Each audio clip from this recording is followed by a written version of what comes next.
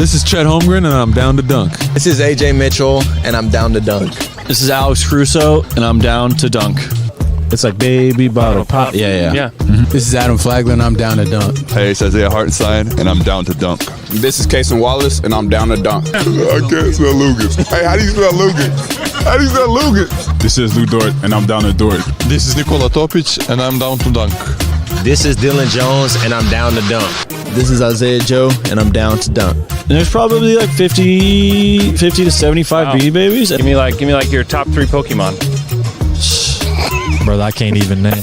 This is Jay Will, and I'm down to dunk. Sometimes the way his brain works is it leaves a lot to be desired. This is Kenrich Williams, and I'm down to dunk. Charmander. Yeah. Charmander. Or you're more of a Charmeleon guy. Charmeleon. This is Shea Gilgeous-Alexander, and I'm down to dunk. Schlecht. You know what Schlecht? it means? Yeah. That means like bad. It means bad. Yeah. Yeah, that's me. Well, it was a good interview, so it wasn't bad. J-Dub, year 3. Welcome to Down to Dunk. I'm your host, Andrew Schlecht. We're part of the Athletic Podcast Network. Before we get to my guy, Alex Speers, I want to tell you about my friends at Shelter Insurance, Aaron and Drew Reese, who are here to help you. Listen, do you care about your house? Do you care about your car? You better, because Aaron and Drew are here to help you guys out with both those things. So give Aaron a call, 405-773-5500, and call Drew at 405-478-7714.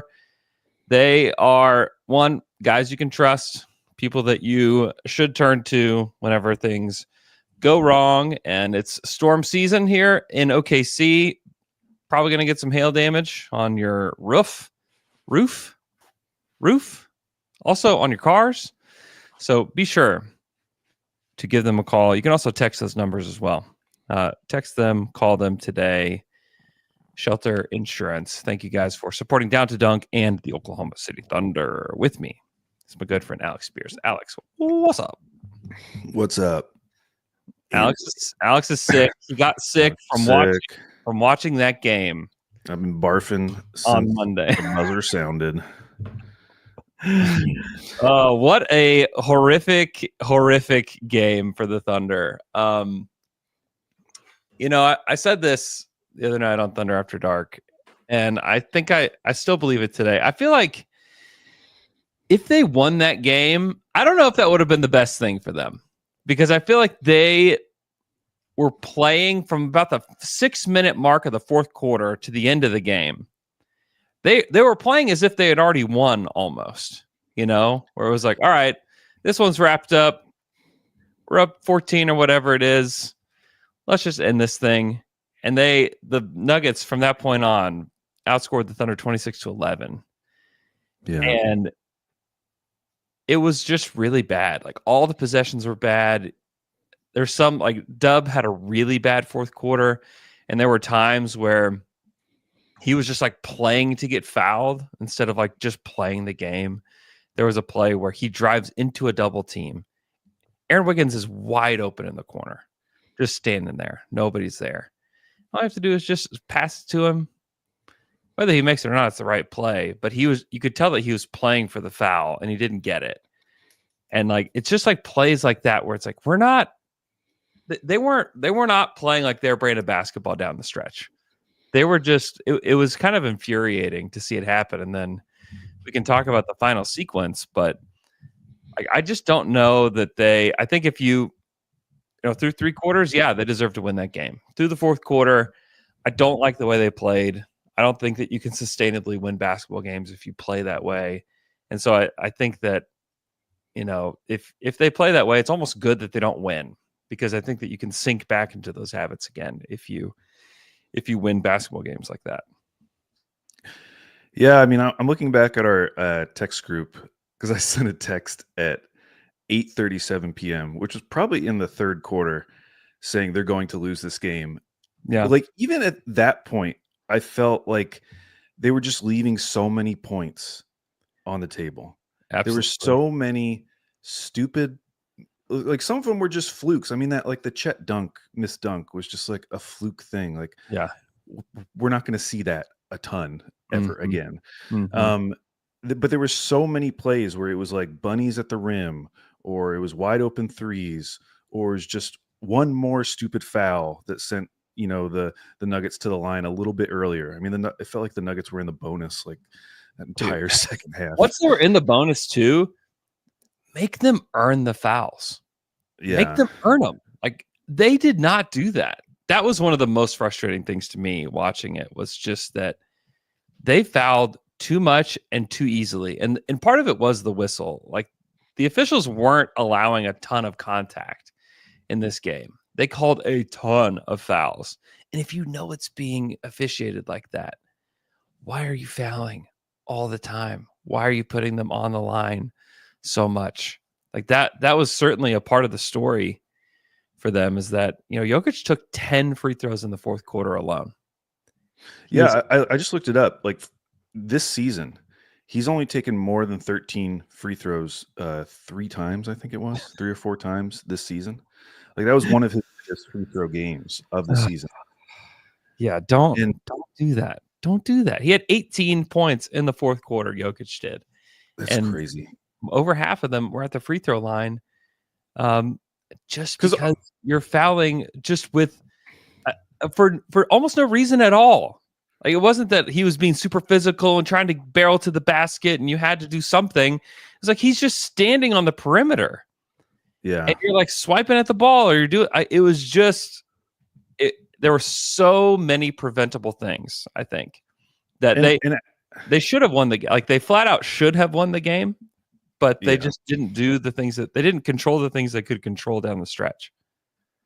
And up until that fourth quarter, I would have said they actually did a really good job on Jokic. Like he still would have had, Agreed, an amazing line, but those 7 turnovers that he had, the majority of those were caused by the Thunder. I mean, there was like the one where he had the pass to no one, and that's on him. Yeah. But a lot of those were products of the OKC Thunder swarming him when he got the ball and causing a turnover in the lane. Yeah. And changing possession. And so I thought they were doing pretty well on Jokic for most of the night. The fouls were terrible because you got into situations where, at the end of that second quarter, they had to take out both Chet and Hartenstein. And so now you're just throwing J. Will out there as the lone big. And of course, like Jokic is just immediately attacking him. Yep. They have to keep Chet and Hartenstein on the floor because those guys are critically important defensively. And I thought they were doing a really solid job until the fourth quarter when everything just fell apart. And I just thought it was like it was an embarrassing loss, I felt, because it was more than any other game this season, I felt like you could point to their inexperience as the cause. It really did feel like, man, this team just was not ready for this moment. They got into a moment they were not familiar with and just panicked as an entire team, from the coach down to like any single person who was on the court. And that's the part that, if there's something to worry about coming out of this game, I think it's that. It's just that they didn't look comfortable at all. Like I was thinking about the Pacers game last night, Pacers Cavs, which was also crazy. And, it ended in a different way from OKC's game, but it had like a similar vibe of just like, how did the Cavs lose this game? Yeah, why? How did this possibly happen? But I think comparing the two, I would say the Cavs game is like a more heartbreaking loss, because how often do you see a team miss 2 free throws, get both of them back, and score? Like you had the putback dunk by Nesmith, and then you had the final play with Halliburton getting his own offensive rebound, pulling it out, and hitting a 3. Like that just doesn't happen where a team's able to execute that 2 times in a row. Not that they were trying to miss the Nesmith dunk free throw. But then the Thunder game, like I just thought that was like the dumber loss. Like heartbreaking versus just dumb loss. Like how could you let this happen? Like it wasn't like a fluke thing. Like they were the reason it was lost. The strategy that you implemented was the reason you lost. Yeah. Is what happened. And the strategy, like the ball just bounced the way of the Pacers last night. And it's like, what can you do? For the Thunder, it's like, hey, don't foul in the backcourt.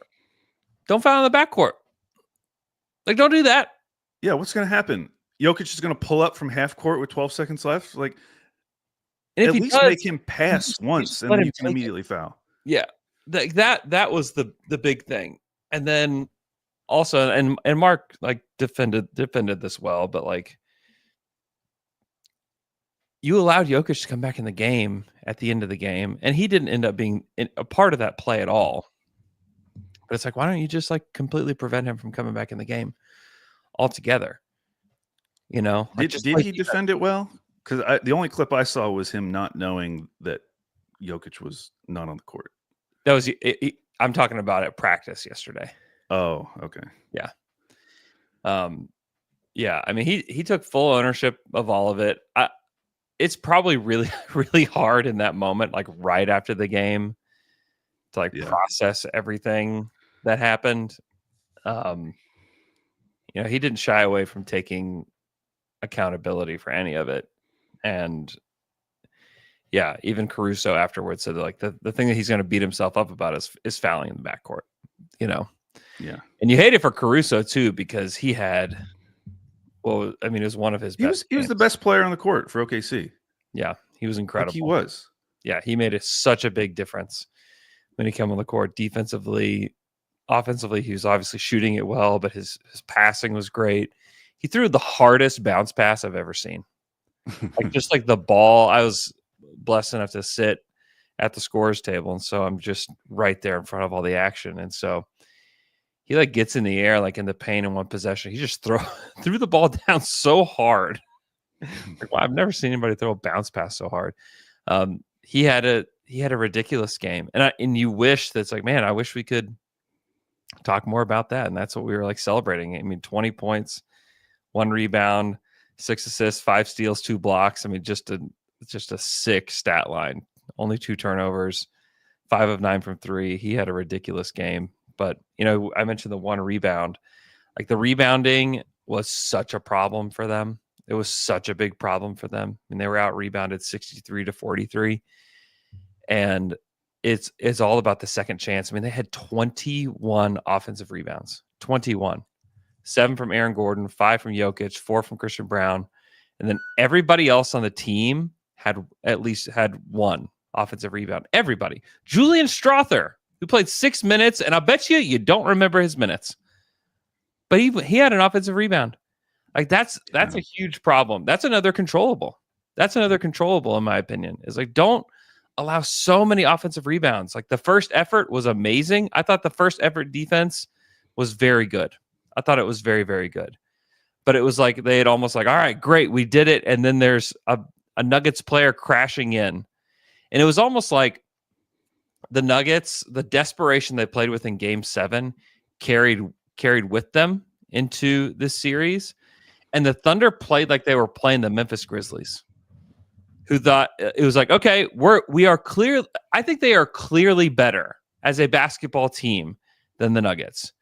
But they played like they were playing the Memphis Grizzlies, who were just going to roll over and die at the end of the game. And like that is not who the Nuggets are. They've literally won a championship with that group. You cannot just assume that they're going to roll over. You know, if you're up by 14 or whatever it was, you have to keep going. The Thunder should have been up by 20 plus for a vast majority of that game, and they never got there. They let them hang around, and it was through the offensive rebounds.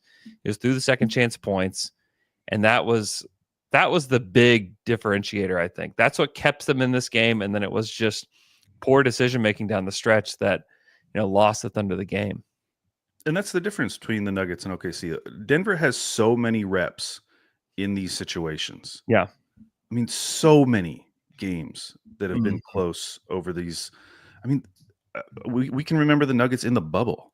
Like that was in 2020. They had Jokic and Murray and Michael Porter Jr. Like it was like similar guys 5 years ago. Like they've had so many reps.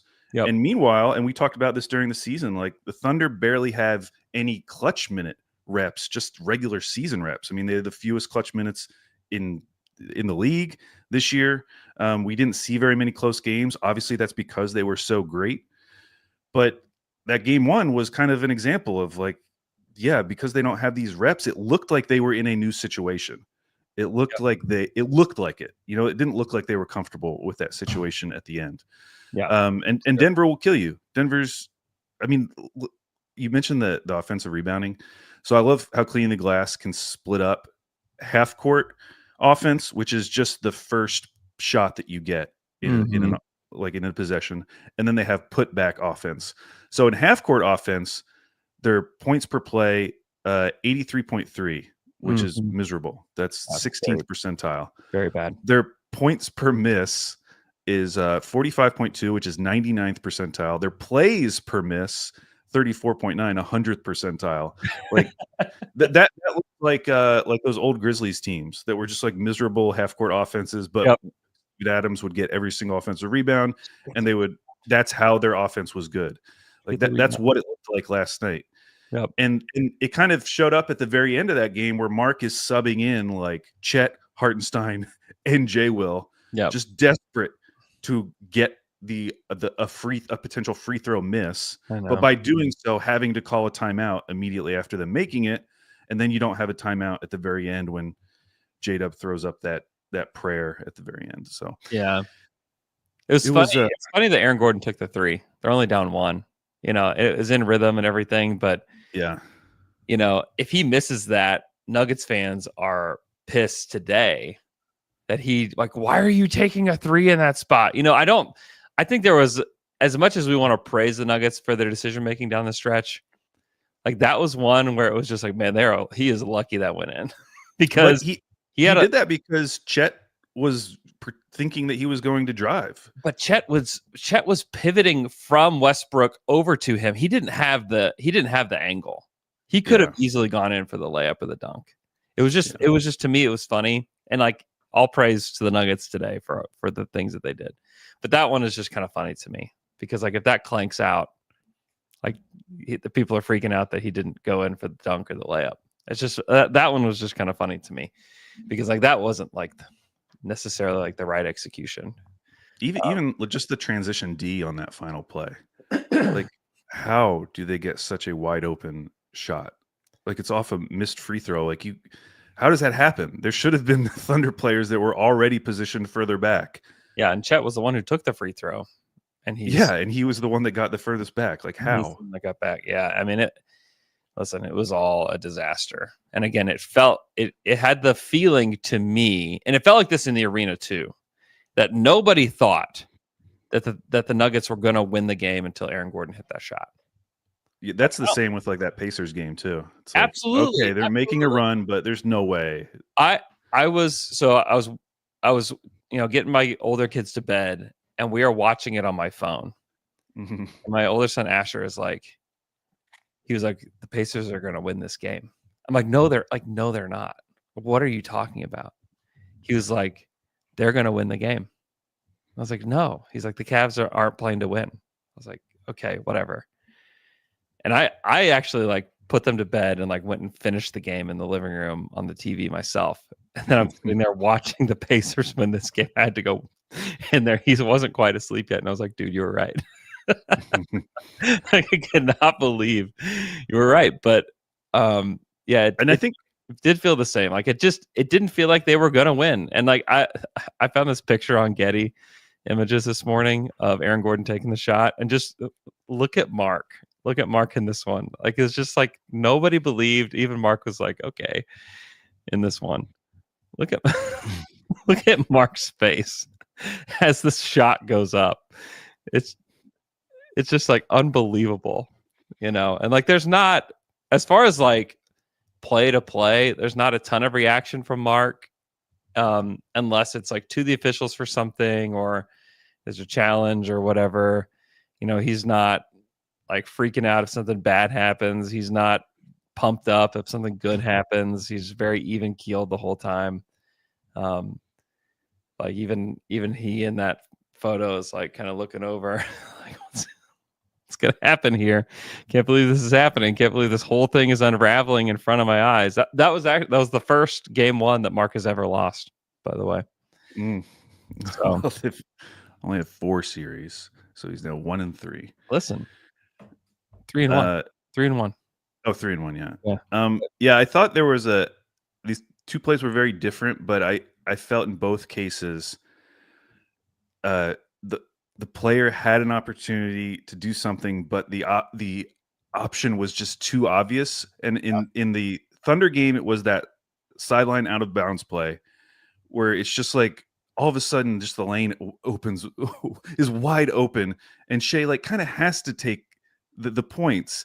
And yet, if he had dribbled to the opposite 3-point line and just gotten fouled, like he probably would have run 2 seconds off the clock. He's going to make those free throws, and they probably don't end up having enough time. And in the Pacers game, it was Donovan Mitchell missing a second free throw, somehow getting the offensive rebound over Jared Allen and Pascal Siakam, and like he's right there, so he decides to go back up. If he had just passed out, like they could have run down the clock. They would have won the game. But in both cases, you understand why the player did it, because like it was right there. I know. So like, how can you not take it? But in both cases, and then the other thing that stuck out was that play that Caruso got called for the foul, like right after they passed it in. Yeah. If you go back and watch it, like that is a foul on Jamal Murray. He stuck his butt out to block Alex Caruso. Yeah, he stops. Yes, he like stops to let Caruso run into him, and Caruso was going at the official about that too. I mean, it's the same play we would see from like Chris Paul all those years. That I feel like they're trying to get out of the game, except that Jamal Murray didn't have the ball. He was just there, and he just stops and sticks his butt out, and Caruso ends up having to like go through this passage where there was just all of a sudden no space, and then gets called for the foul. And I guess that wasn't the worst one in the world, because I think it sent Westbrook to the line. But there were just in a game like this, there's going to be so many plays that you can point to where it's like, man, if they could have just not done this one thing, everything would have changed. Yeah. I'm sure there are a lot earlier in the game, but earlier in the game, I mean, outside of like that little run just at the end of the second quarter where they got it back to 10, I thought the second quarter was amazing. Like the defense at the end of the first, beginning of the second, when Caruso first came into the game, you're like, okay, this is where the game's going to open up. They're looking like the Thunder on defense. Yeah. The offense was kind of came and went the entire night, but that defense we saw with Caruso, that's probably why Mark started him in the third quarter. Like, okay, let's just try to continue this momentum. That was awesome. Like that team can beat this Nuggets team. Like that's the team that John Hollinger picked to win in 5. That version of the Thunder absolutely could have beaten the Nuggets in 5. Yep. But still can. They still technically can. Still can. I would focus on game 2. Look at the lead tracker. Like you can't even see. You can barely see that they won. That the Nuggets won. Just a little sliver. And like this is the. I think it's really hard to have finished that game and to like for this to be on our minds.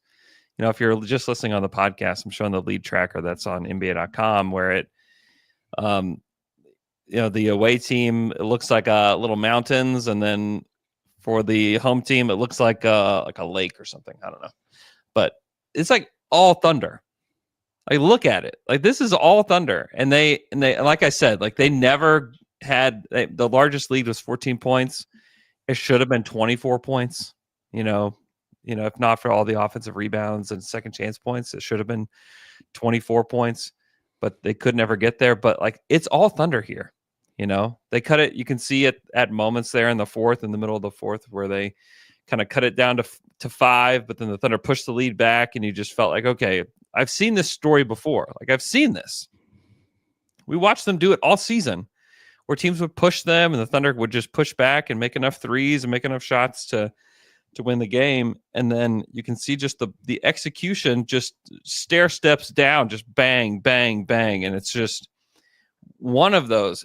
If one of those, like you said, if that Caruso foul didn't happen, if Shea dribbles the ball out, instead of taking the dunk, if they don't foul off the catch, up 3, I don't mind the fouling up 3. I think a lot of people are like mad about that. The Thunder did it all season. They did it all season, and it won them so many games. Like that's not. It's just the execution of it.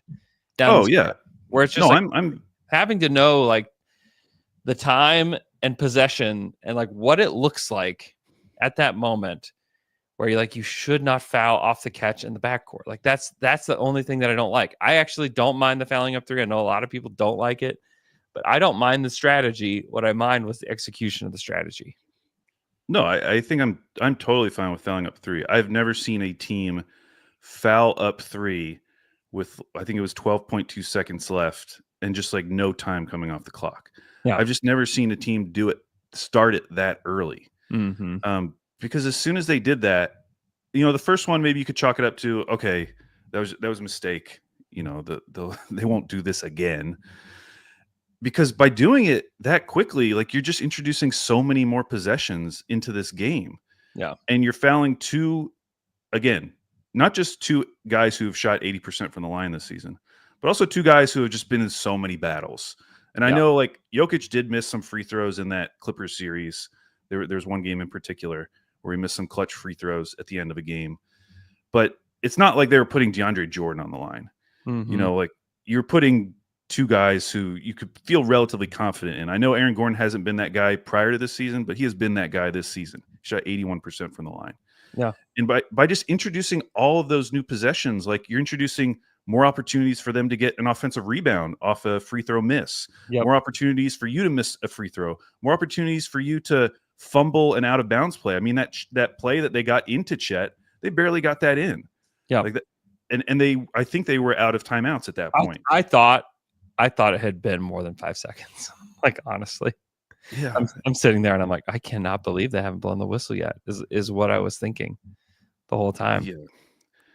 It was just brutal. I just it was such a dumb way to lose that game. I would have rather, I mean, the argument against fouling up three is that it's the only way you can lose the game, really.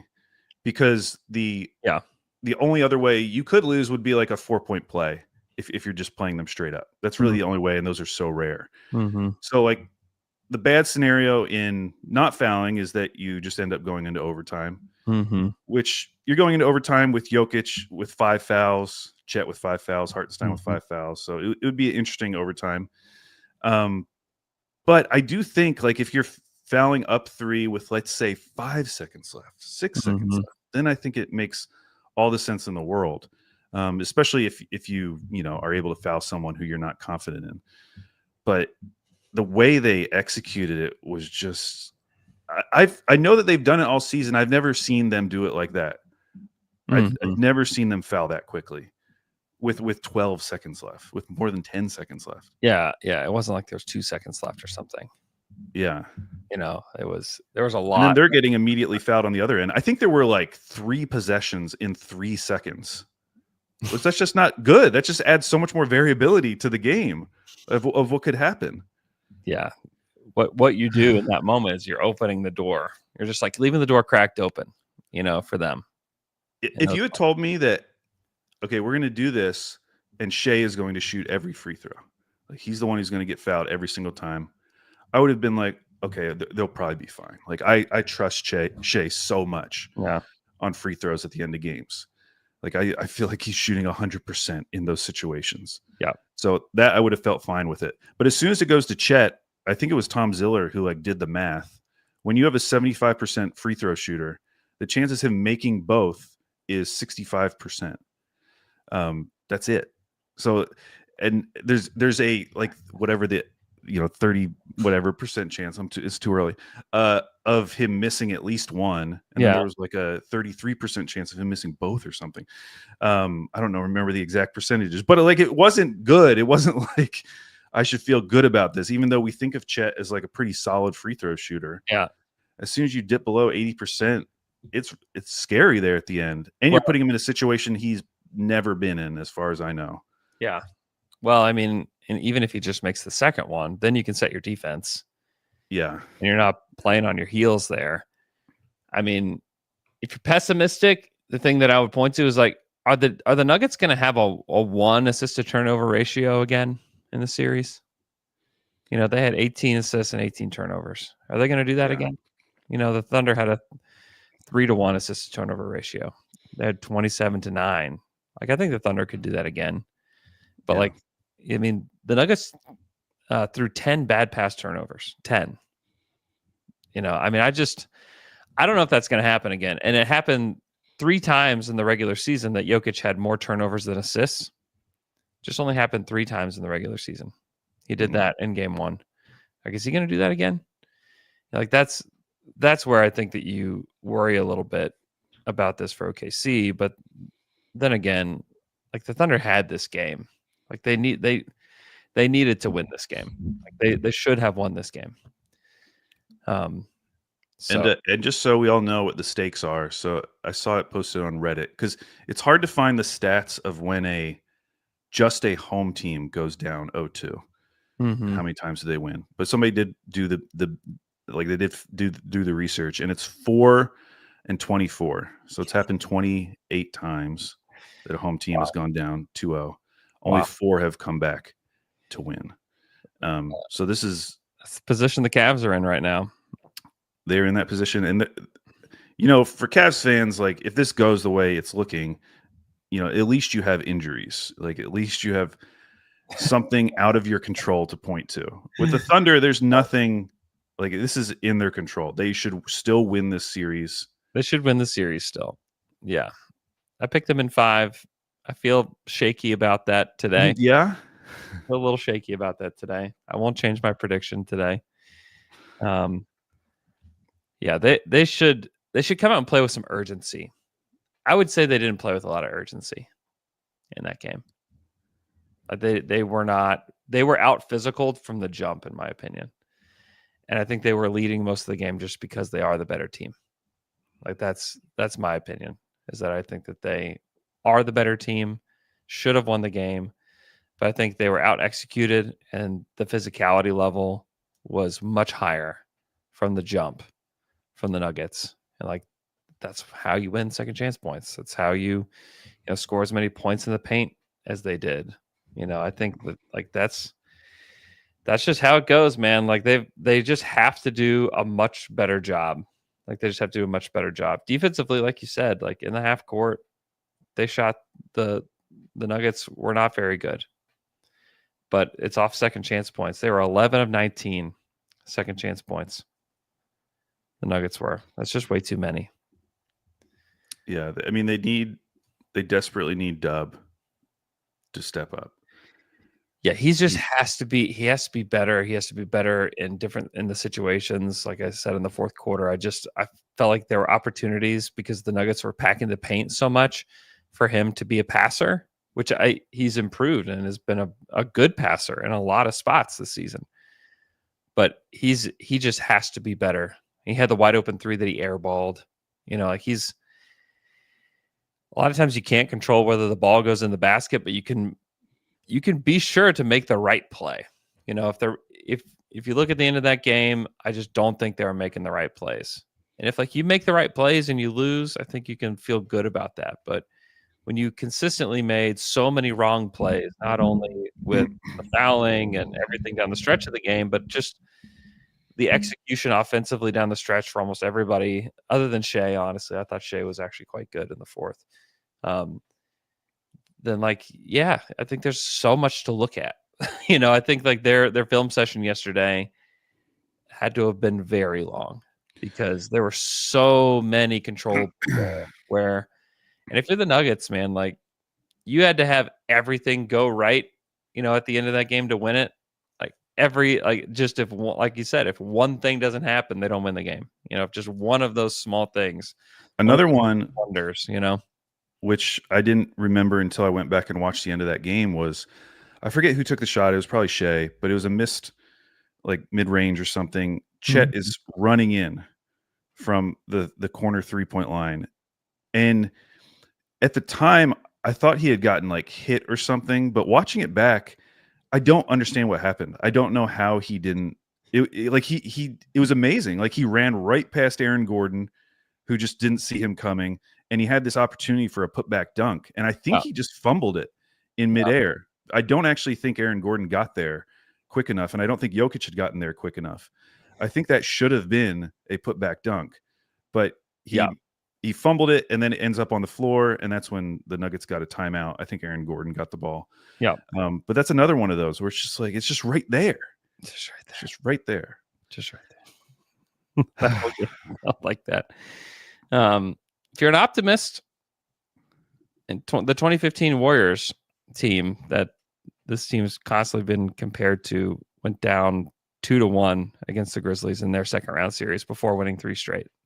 And that was another team who, at that point didn't have a ton of playoff experience. Yeah. They'd had like the one series against the Nuggets, I think, with Mark Jackson. And that was it. So, yeah. I mean, they can do it. They obviously can do it. They can do it. They're a very good team. They can do it. They still should do it. They still should do it, but also they haven't done anything yet. They literally have not accomplished anything in the playoffs. They've beaten 2 crappy teams. Yeah. 2 of the worst 8 seeds in like this recent era, just based on how many injuries the Grizzlies had and then Zion not playing. Like they haven't done anything yet. They have to beat a good team. You have to do it. You have to do it. You haven't done it till you do it. That's what. And if for some reason they don't do it, Andrew, like just throw the regular season out. It's meaningless. It means nothing. If you have an all-time greatest point differential, you win 68 games, and you can't beat one good team in the playoffs. Like that's the part that I'm, if they do go out early, that I'm dreading the most, which is just that next regular season just means nothing. It's gonna, There's nothing they could do to make me feel better until they play a good team in the following year's playoffs. Yeah. I mean, that's the thing, is that you win 72 games and be like, yeah, great, do it in the playoffs. That would be like beat someone. The tagline of next season. And it's not that it's like complete. I don't know that I'm with you that it's completely meaningless. Like they did, what they did was pretty amazing in the regular season, but yeah, you have this is where it actually matters. Like this is where you show your mental fortitude is in the playoffs. This is where you show how good you are. And it is so different. Like the playoffs, it's just different. And like to me, they need to come out with some urgency. They need to like hammer the Nuggets tonight. Like they need to go out and beat them like a drum and like win the rebounding battle. Be physical from the jump, like execute with precision. Like they need to do all those things because like they're still much better rested than the Nuggets are to this point. And you're at home, like you need to go win. The Thunder lost game 2 of the Dallas series, and that's where things shifted. Like you don't want that game 1. Like make the adjustments. I think that's where the Thunder didn't do well against the Mavericks, is they didn't adjust, and they didn't adjust quick enough at all last year in round 2. It's like, okay, you've been punched in the mouth. Great. Now what do? Like this is where you find out what this team is made of. Like right here tonight in Oklahoma City, this is where you find out what they're made of. And so I'm excited to be in the building. I think that this adds a ton of juice to what's going on. There were times that the Memphis series felt a little boring. Like even though there was some drama to it, it never felt like it was like hanging in the balance or anything. Like there was nothing like super emotional about that one. But like we're already there now, Like this is the playoffs. This is the playoffs in the Western Conference. So it's exciting. It's exciting to have the Thunder in the playoffs here. Let's take a quick break. We come back. We'll talk more about the playoffs overall and about the Thunder. We'll be right back. And we're back after that quick break. Al, this episode is brought to you by Bob Moore Kia. Go visit Bob Moore Kia over on Northwest Expressway, and it's near Rockwell, back at our old stomping grounds, Al. Go get yourself a Kia today. We're driving around this Kia Sorrento. This is me and my family, all wearing our Down to Dunk shirts. in front of the Kia Sorento that we're driving around town right now. Beautiful vehicle. It's got the panoramic sunroof that is just delightful. Really, the whole vehicle is very fun. It's very comfortable. Heated seats.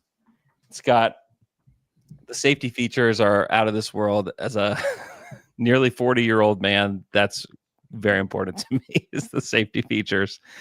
Again, never felt more safe in a vehicle than in this Kia Sorento. And the people at Bob Moore, super great, so helpful, kind people. You feel welcome right when you walk in. They've got great snacks there too, by the way. If you're just wanting to go shop for a car, get some good snacks, go check out Bob Moore Kia. Just a great place to go if you're wanting to get a new vehicle. And I would, you know what? I wasn't much of a Kia person before this. Very much a Kia person. Like, I'm looking to get a car for myself, and Kia's will be the first one that I look to, honestly. Right now, their main incentives for a 2025 Kia Sorento is $6,000 off MSRP, and for a 2025 Kia Soul LX, $267 a month to lease it for 24 months, and $3,499 due at signing. 2025 Kia K5 LXS is $5,000 off MSRP. You should go check all of those out today at Bob Moore Kia. Al, it was such a bummer last night to see Steph go down. I know. That was especially with them winning in Minnesota. It's just it's very concerning. Even if that's a grade 1, he'll probably miss game 2, which would be fine if it's like really mild. Yeah, he misses game 2, maybe comes back for game 3 or game 4. Then I think we could still have a series. But if it's anything higher than that, it's just not gonna. Even if he comes back, he'll be like more of a decoy. He's not going to be able to do a ton. So I'm hoping it's mild. Yeah. This entire second round, I probably would have been 0 for 5 right now on my picks if I had made picks. Every single game. Now Minnesota probably has like the cleanest argument, both because Steph went out, but also they shot like 13% from 3. They're 31 points at half. Yeah, so like that actually, as a Wolves fan, would make me feel good. It's like, okay, we just had like the worst shooting game ever. Yeah, they shot 17.2%, 5 of 29. But for most of that game, they had like 3 threes. Dude, so they must have hit horrible. too late. Ant was horrible in this game. Yeah, Ant was really bad. Like no one gets away with bad games like Anthony Edwards. He has some like real stinkers in there.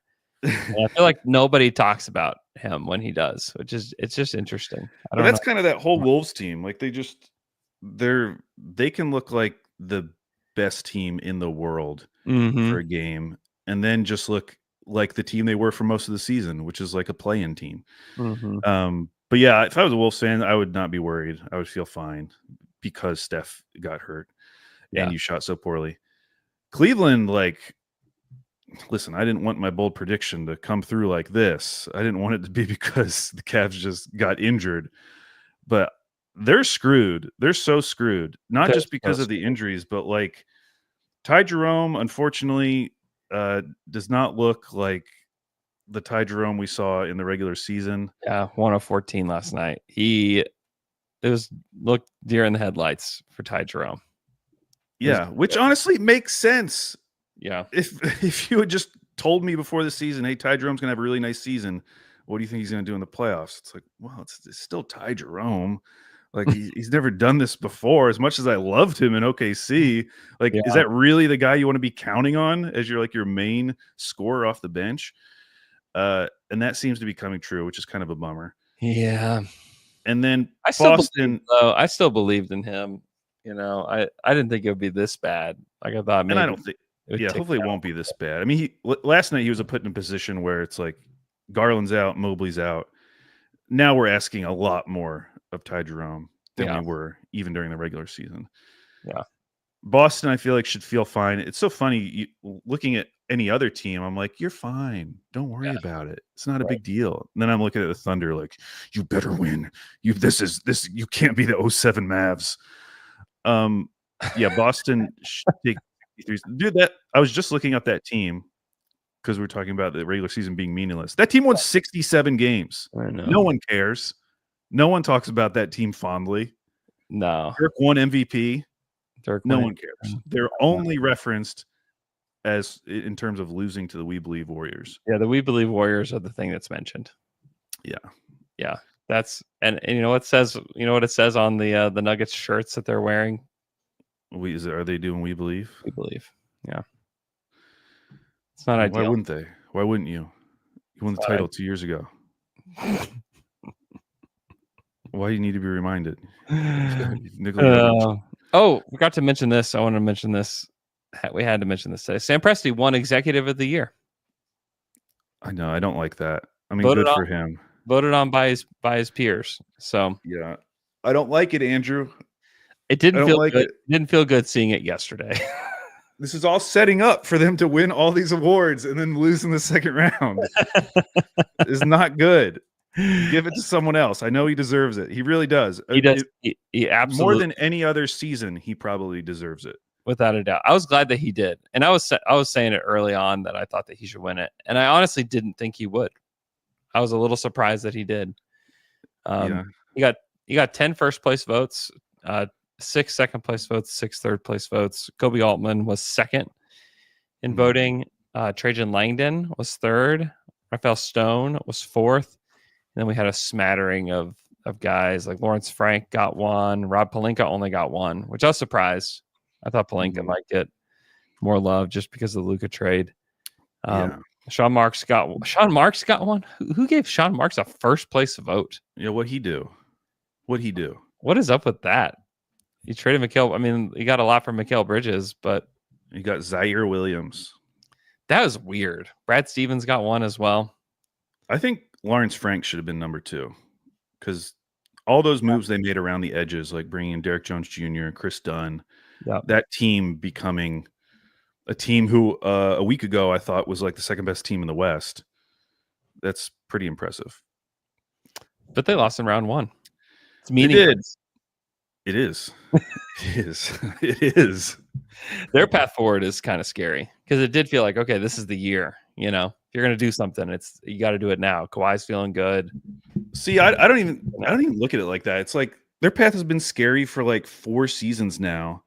And this season more than any other. I mean, we talked about they're a surprise team because they had over under 35.5. Like they could run it back and have the season we thought they were going to have this season. I know, but the thing is, like, you didn't lose because Kawhi was hurt, though. It's like the first time that's been the case. Oh, they're not going to win. Like they're not a championship contender. For them, this is just like treading water, trying to just be respectable until you can get out of this era of Clippers basketball, which I think they're doing.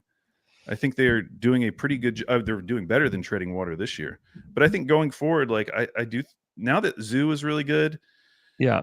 Like I think they showed even without Kawhi, they can be a fine regular season team. They can be in the mix for a play-in spot, even if Kawhi's not there. And honestly, at this point, that's all that matters. They're not going to win a title with these guys. Yeah. That ship has sailed. This is just, can we be respectable until we get off of these contracts and not give the Thunder a top 5 pick, which I do think they will be able to avoid. Yeah. I just think that this felt like, it did feel like at times, like this could be the year. Like they could come out of the West. Yeah, it did. Yeah, and that was awesome. But that was something that developed over the course of the season. Like, you know. Oh, without a doubt. But I'm just not like it was some huge disappointment. But before the playoffs, it felt like, okay. Oh, after game 3, I was like, damn, this team is terrifying. Yeah. Yeah. Yeah. Well, I will say. I'm not suppressed you, though. I just want to make sure that like he did such a good job building this team. Like it's insane how fast they built this team. Yeah. And a lot of it was the Paul George trade was that you're able to execute that. But then just making the right picks in the draft. You know, a lot of people thought, I remember on draft night, we thought he was reaching for J-Dub, you know, and like to get him at that spot was ridiculous. You know, you got lucky and you got Chet, but to pick J-Dub where you did was amazing. To get Dort, you know, undrafted, like, it was a really big deal. Man, I'm looking at past executives of the year. Yeah. Last year, Brad Stevens, very good. Hey, That's good. That's a good look sign. at that. It's a great sign. Year before that, Monty McNair, no Oh, longer a GM. Yeah. Rough. Year before that, Zach Kleiman. I would say How did Zach Kleiman win it that year? that would have been What did he do? their last really good season because then they had the 2 bad seasons. It's the Grizzlies executive. I just don't understand what he did to earn it that year, I guess. Yeah. Year before that, James Jones, Phoenix Suns. Who was not fired, but almost more embarrassingly demoted. Yeah, I follow some Suns fans in that press conference of their new head of basketball ops or whatever. Yeah. People are not feeling good about that. It's not encouraging. Yeah, Not encouraging. that's where like ownership matters, and like you see it, like it's very tangible in the NBA, where you see ownership like being an issue with a lot of different teams, and it's certainly an issue for Phoenix. Yeah. Anyways, congrats to Sam, congrats to the organization on that one, because it is like not only obviously it's a huge deal for Sam, but like it's a big deal for like his whole staff as well. Like he does not act alone on all this stuff. So congrats to the Thunder on that one. Game 2, Andrew. Game 2 tonight. We're feeling good. They should win. They will win. They will win. I think they will too. I think they will.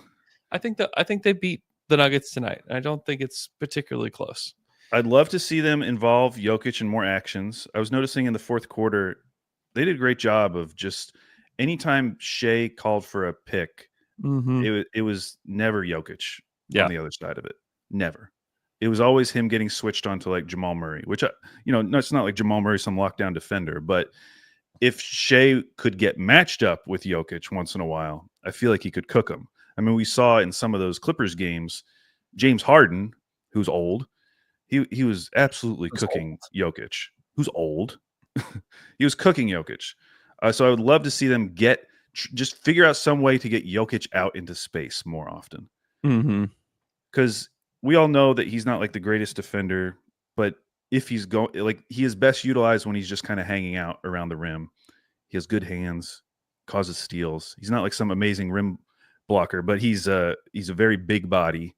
Yeah. But if you can get him into space, do some more of that. Stay out of foul trouble. I don't want to see these bigs on the bench because we need them so bad. And then I just need to see more from Dub. Dub needs to come out and just play smart. I don't care about the missed threes. He shot 2 of 9 from 3, whatever. I love that he shot 9. Great. It's those plays like you described where he's just driving into 3 people. He has no real plan. And he's hoping for a foul, and they just, put their hands up, big bodies, and, becomes a turnover. Got to cut those out. Yeah. Those are like Bayes drives from back in the day. Those are some sweet Bayes drives with less spinning. I feel like Bayes would like to spin a little bit more. He would spin in unnecessary ways all the time. Yeah. He needs to not go 5 of 20.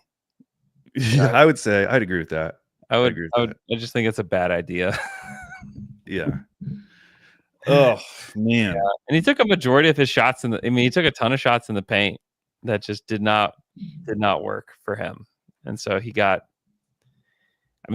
basically took no mid-range shots. He frankly just has to be better. I think he needs to be a little bit more focused and be a little better. So yeah. Anything else you're looking for tonight for OKC? I mean, I honestly think too, like they could have played Caruso more. I think he only played 6 minutes. How much did he play? 26. 26. Yeah, I thought it was interesting starting him in the third quarter. I don't know if I love that though. I do love when he comes off the bench, because I feel like the other team, they like get into some kind of rhythm against the starters, and then you hit them with Caruso, and it just wrecks their world. Yeah, I don't know. I mean, I go back and forth. I mean, the double big, like the double big lineup needs to be more effective. They're a -11 Oh, were they really? Wow. In that game. That you know what try to guess what their offensive rating was. Guessing it's not good, so I will say 89. Oh, you're so close. It's 90. Woo! What about their defensive rating? Wait, shouldn't I be able to do this math? No, I gave you their plus minus, not their net rating. Oh, okay. Well, I'll say 105. 124. Ah! Okay, so I mean that's kind of been the deal with that double big lineup. Their net rating was minus 33 net rating. Minus 33 net rating. Yeah. Oh, sorry. That was their defense was 124. Yeah. Oh, never mind. In my head, I immediately thought that was their offense. Their offense is 90, defense is 120. So they were really bad. They were so bad. Really bad. They were so bad. And against the Nuggets starting lineup was a +5. Defensive rating of 102, offensive rating of 116. Like the Thunder's starting lineup just like has to be better. Yeah, because I do think in the non-Jokic minutes they did well. I mean, you showed that game flow earlier. You can see at the start of the second quarter, start of the fourth quarter, they built their leads. That was their best lineup. Was Caruso, Dub, Hartenstein, Wiggins, Case and Wallace was their best lineup. They had a net rating of a +73. Their offensive rating of 153, defensive rating of 80. Yeah, they killed him. They killed him, which you have to do in those minutes, and they achieved that. Yeah, they were great. But it's that starting lineup was literally their worst lineup they played the whole night. Was the starting lineup, and that just can't be the case. It's weird though because I can't imagine them bringing Chet off the bench, but I'd rather have Hartenstein out there. I feel like if you're going to do a single big, if you did single big, they would start Chet. Like there's I know. Yeah, Chet needs to have like a big bounce back game. You know. Yeah, he was getting beat up. Like don't let that game be your Nick Anderson game. You know. Don't let Westbrook do that to you. Don't let him bang you and just push you away. What do you think about this? So SGA is at the line. Everybody's chanting MVP. The crowd stops chanting MVP to give Russell Westbrook a standing ovation. For what? What did he do? He came in the game.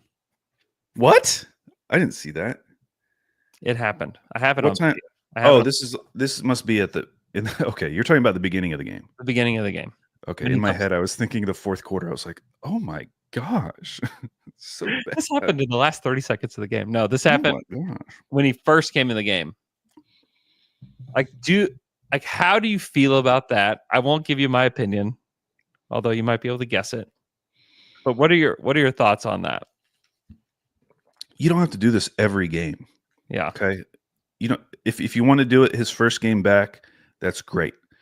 If something special happens, like he's playing in OKC on a particular day and like they show a montage or something, okay, fine. It's the playoffs. Who cares? Who cares? Hang that up, Thunder fans.